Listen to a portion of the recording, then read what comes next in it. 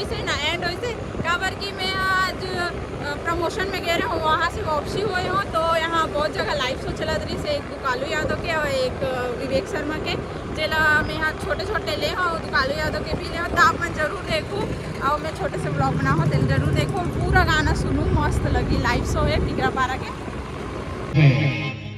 तोर से माया होगी वो एवो राधा रानी बरसाना की दीवानी, देखते देखत माँ तोर से माया होगी ना। आवा सच्चा दिल से दोनों हाथ ऊपर कर ले और जयकारा लगाए, बोलो राधा कृष्ण भगवान की जय।